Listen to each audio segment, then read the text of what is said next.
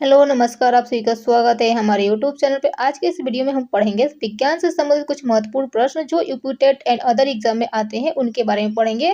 तो आपको ये वीडियो बहुत ही लाभदायक होगा यूपीटेट के लिए यानी अदर एग्जाम के लिए भी। तो प्लीज़ वीडियो को लास्ट तक बने रहिएगा और चैनल पर नए हैं तो प्लीज़ चैनल को लाइक शेयर और सब्सक्राइब करना प्लीज़ ना भूलें। तो चलिए आज के इस वीडियो में हमारा जो पहला प्रश्न है, तो आज का हमारा जो पहला प्रश्न है, एक रूप एक रूप चुंबकीय क्षेत्र में बल की रेखाएं आपस में होती हैं। तो एक रूप चुंबकीय क्षेत्र में जो बल की रेखाएं होती है आपस में समांतर तथा समान दूरी पर होती है। ठीक है। अगला प्रश्न है हमारा, छोटे रंगीन टुकड़ों से बनने वाले आश्चर्यजनक आकारों को देखने के लिए उपयोग में लाया जाने वाला जो यंत्र है उसका नाम क्या है।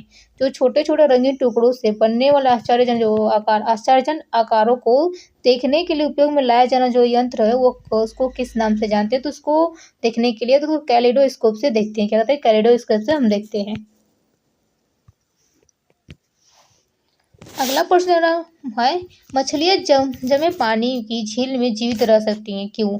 जो मछलियां हैं जमे पानी में भी, जो पानी जम जाता है उसमें भी जीवित रह सकती है, ऐसा क्यों। तो झील की तली पर पानी जमता नहीं। क्या होता है, जो झील के निचली तल होती है उसमें पानी क्या होता है, नहीं जमता। अगला प्रश्न है हमारा, हर्ट्ज का मात्रक है। हर्ट्ज का मात्रक है आवृत्ति। हर्ट्ज का मात्रक क्या है, आवृत्ति है। अगला प्रश्न है हमारा, तेज चलने वाले रेल इंजन की सीटी जब वो स्टेशन को पार करती है तो वो आरोह अवरोह करती सुनाई पड़ती है, इसको कहते हैं। ठीक है। जो तेज चलने वाले रेल इंजन की जो सीटी होती है वो स्टेशन को पार करते ही आरोह अवरोह की करती हुई सुनाई पड़ती है। किसको, इसको कहते हैं डॉपलर का प्रभाव। डॉपलर का प्रभाव। अगला प्रश्न है कि हवा में ध्वनि का वेग कितना होता है। हवा में जो ध्वनि का इस वेग होता है कितना होता है, तो 332 मीटर पर सेकंड। 332 मीटर पर सेकंड हवा में ध्वनि का वेग होता है। अगला प्रश्न, विद्युत प्रतिरोध को मापा जाता है ओम से। कैसे ना जाता है, ओम से। विद्युत प्रतिरोध मापा जाता है ओम से। अगला प्रश्न, एक साधारण लोला का कोणीय आयाम को 1 डिग्री से बढ़ाकर 2 डिग्री कर दिया जाता है तो लोला का आवर्तकाल होता है अपरिवर्तित रहेगा। क्या होगा, अपरिवर्तित रहेगा। एक साधारण लोला का जो कोणीय आयाम को 1 डिग्री से बढ़ाकर 2 डिग्री कर दिया जाता है तो लोला का आवर्तकाल कहता है अपरिवर्तित रहेगा। क्या होता है, अपरिवर्तित रहेगा। अगला प्रश्न है हमारा, एक कृत्रिम उपग्रह का पृथ्वी पर परिक्रमण काल निर्भर करता है। एक कृत्रिम उपग्रह का पृथ्वी पर परिक्रमण काल निर्भर करता है। तो इसका उत्तर होगा पृथ्वी तल से इसकी दूरी पर। कितना पर, इस पृथ्वी तल से इसकी दूरी पर निर्भर करता है। अगला प्रश्न है हमारा, जब एक जहाज नदी से समुद्र में प्रवेश करता है तो यह ऊपर उठकर प्लवमान होता है, क्यों। समुद्र का जल घनत्व अधिक होता है। जब एक जहाज नदी से समुद्र में प्रवेश करता है तो यह ऊपर उठकर प्लवमान करता है, मतलब प्लवमान करता है, मतलब तैरता है। तो क्यों होता है, समुद्र का जो जल होता है उसका घनत्व अधिक होता है। अगला प्रश्न है, यदि कांच एवं पारद का आयतन विस्तार गुणांक बराबर होता है, यदि कांच और पारद का जो आयतन है का विस्तार गुणांक बराबर होता है तो पारद कांच नली थर्मामीटर में कार्य नहीं करता है। क्या करता है, कार्य नहीं करता है। जो कांच होता है, कांच एवं पारद का जो आयतन विस्तार गुणांक का बराबर होता है। जो पारद है तो पारद कांच की नली में थर्मामीटर पे कार्य नहीं करता है। अगला प्रश्न है, फ़ारेनहाइट एवं केल्विन स्केलों पर समरूप पाठ्यांक देने वाला तापक्रम है। और फ़ारेनहाइट एवं केल्विन स्केलों पर समरूप पाठ्यांक देने वाला तापक्रम -40 डिग्री सेल्सियस है। एक प्रेशर कुकर में जल 120 डिग्री सेल्सियस पर उबलता है। क्या होता है, एक प्रेशर कुकर में जल 120 डिग्री सेल्सियस पर उबलता है क्योंकि अंदर का दाब वायुमंडलीय दाब से अधिक होता है। क्योंकि अंदर का दाब वायुमंडलीय दाब से अधिक होता है। एक प्रेशर कुकर में जल 120 डिग्री सेल्सियस पर उबलना चाहिए। क्या उबलता है, क्योंकि अंदर का जो दाब होता है ना वायुमंडलीय दाब से अधिक होता है। अगला प्रश्न है, जिन ठोस के पिघलने पर उनका आयतन घटता है। जिन ठोस को पिघलने पर उनका आयतन घटता है जैसे बर्फ, उनके लिए दाब में वृद्धि का कारण उनका गलनांक घटता है। क्या होता है, जिन ठोसों के पिघलने पर जो आयतन होता है वो घट जाता है, जैसे बर्फ है, उनके लिए जो उनका दाब में वृद्धि के कारण उनका गलनांक क्या होता है, घटता है। अगला प्रश्न, दाब बढ़ने पर एक तरल कथनांक बढ़ता है। क्या होता है? दाब बढ़ने पर एक तरल कथनांक क्या बढ़ता है। अगला प्रश्न है सरल आवर्त गति की गतिज ऊर्जा। सरल आवर्त उसकी गतिज ऊर्जा प्रत्येक आवर्त में 2 बार शून्य होती है। क्या आती है? प्रत्येक आवर्त में 2 बार शून्य होती है। ऊंचे पहाड़ पर ध्वनि का आवेग कम होता है। क्यों? कि वायु शीतल होती है। क्या होता है? जो ऊंचे पहाड़ पर, जैसे हम ऊंचे पहाड़ पर चढ़ते हैं तो क्या, तो वहाँ पर ध्वनि का आवेग क्या होता है? कम होता है। क्योंकि वायु क्या होता है? शीतल होता है। ठीक है। अगला प्रश्न है जल में ध्वनि का वेग वायु में ध्वनि के वेग की अपेक्षा अधिक होता है। जो जल में ध्वनि का जो वेग होता है वायु में ध्वनि के वेग की अपेक्षा अधिक होता है। क्योंकि जल का आयतन प्रत्यास्थता गुणक उच्चतर होता है। क्या होता है? जल का आयतन प्रत्यास्थता गुणक उच्चतर होता है।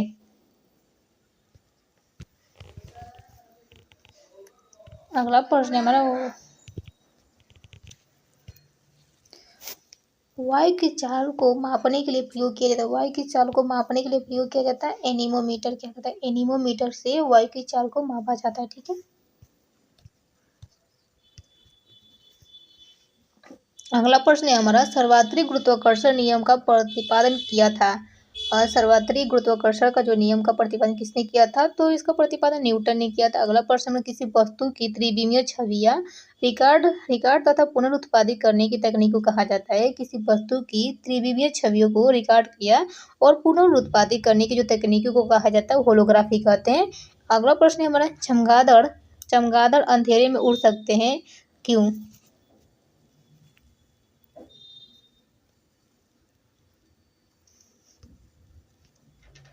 चमगादड़ अंधेरे में उड़ सकते हैं। क्यों? उनका मार्गदर्शन उनके द्वारा उत्पन्न परासरिक तरंगों द्वारा किया जाता है। चमगादड़ इसलिए अंधेरे में उड़ते हैं क्योंकि उनका जो मार्गदर्शन होता है उनके द्वारा उत्पन्न परासरिक तरंगों के द्वारा किया जाता है। अगला प्रश्न है हमारी पृथ्वी की ओजोन की परत प्राणियों के लिए उपयोगी होती है। पृथ्वी की जो ओजोन की परत होती है प्राणियों के लिए उपयोगी होती है। क्यों? क्योंकि यह उन्हें सूर्य की अत्यधिक पराबैंगनी किरणों से बचाती है। पृथ्वी की जो ओजोन की परत प्राणियों के लिए उपयोगी होती है। क्यों? कि उन्हें सूर्य की अत्यधिक पराबैंगनी किरणों से बचाती है। अगला प्रश्न है पीली रोशनी में एक गहरी नीली वस्तु दिखाई देती है। पीली रोशनी, अगर कोई पीली रोशनी है उसमें हम कोई गहरी नीली रंग की वस्तु को रखते हैं तो वो कैसी दिखाई देती है? काली दिखाई देती है। अगला प्रश्न है द्रव्यमान और ऊर्जा के बीच संबंध स्थापित किया था। द्रव्यमान और ऊर्जा के बीच संबंध स्थापित किया था आइंस्टीन ने। द्रव्यमान और ऊर्जा के बीच संबंध स्थापित किया था आइंस्टीन ने। अगला प्रश्न भौतिक राशि चुंबकीय प्रेरण का मात्रक है टेस्ला।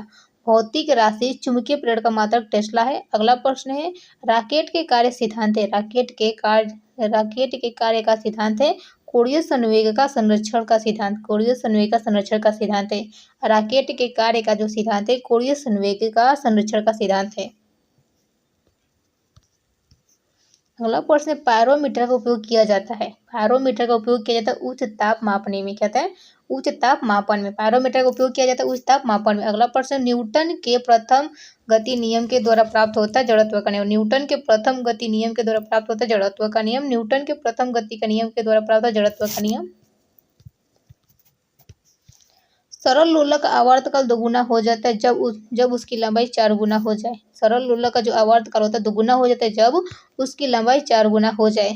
ऐसा पदार्थ जिनका चुंबकन चुंबकीय क्षेत्र की विपरीत दिशा में हो तो किस किस नाम से जानते हैं?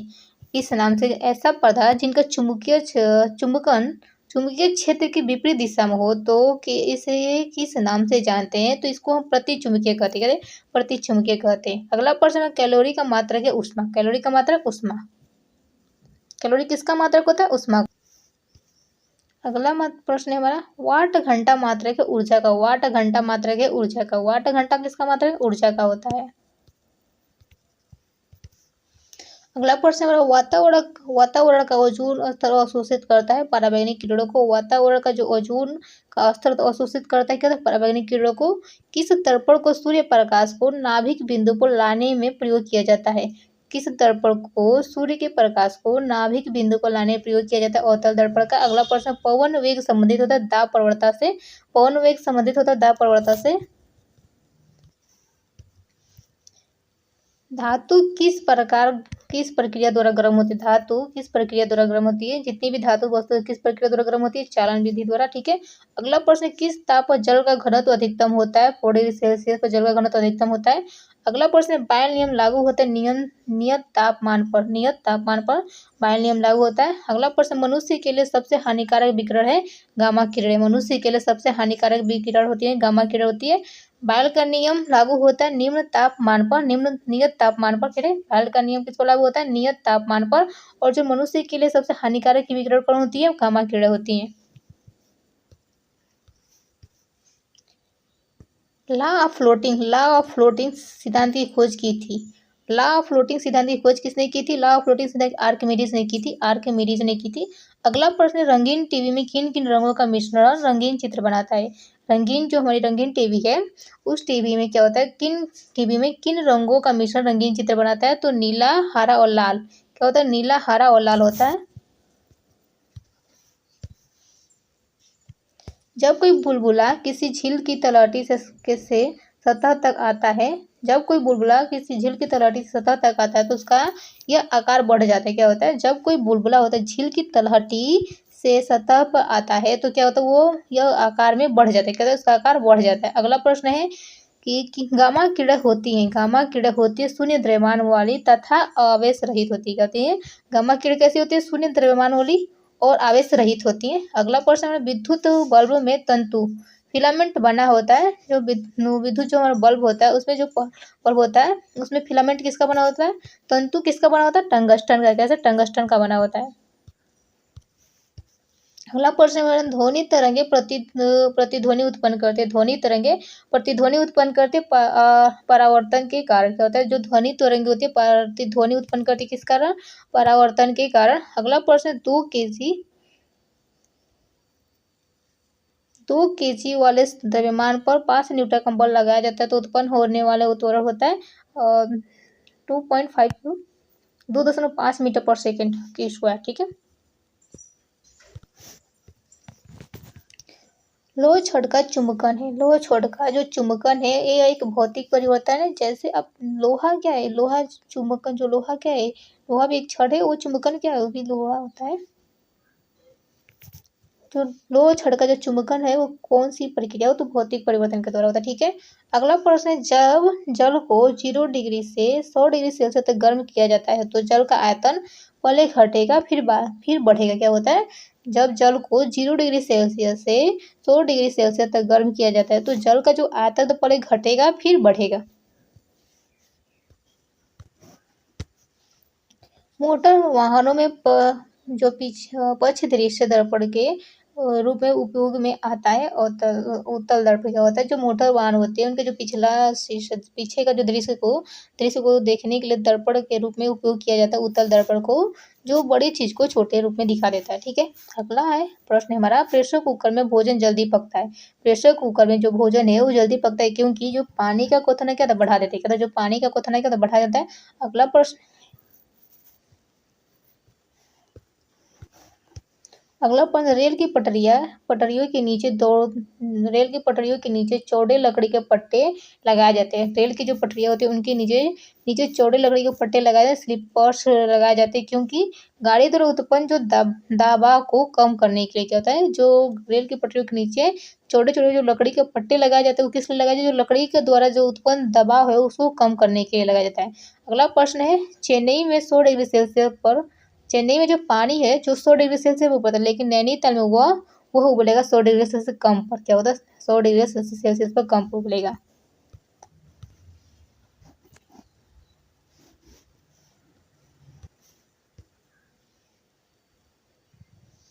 अगला प्रश्न, मोह मापनी का उपयोग किससे मापने के लिए किया जाता है? मोह मापनी का जो उपयोग हो किससे मापने के लिए किया जाता है? इसका उत्तर कठोरता को मापने के लिए मोह मापनी का उपयोग किया जाता है। अगला प्रश्न, टेलीफोन लाइन में प्रवाहित ऊर्जा विद्युत ऊर्जा है। कौन सी है? टेलीफोन लाइन में प्रवाहित ऊर्जा कैसी है? विद्युत ऊर्जा होती है। अगला प्रश्न, जब लोलक घड़ी की लंबाई चौगुनी की जाती है, जब लोलक घड़ी की जो लंबाई होती है उसको चौगुनी की जाती है तब उसका समय अवधि आवर्तकाल होता है, समयावधि का मतलब आवर्तकाल होता है, दुगुना हो जाता है। कहते हैं जो गोलक घड़ी की जो लंबाई उसको हम 4 गुना 4 गुना की जाती है, तब उसकी जो आवर्तकाल यानी कि समयावधि होता है दुगुना हो जाता है। ठीक है, अगला प्रश्न है हमारा, कार्क एक अच्छा एकॉस्टिक एकॉस्टिक पदार्थ है। कार्क एक अच्छा एकॉस्टिक पदार्थ है क्योंकि यह ध्वनि का अवशोषण करता है। क्या कहते हैं, कार्क एक अच्छा एकॉस्टिक पदार्थ है क्योंकि यह ध्वनि का क्या करता है, अवशोषण करता है।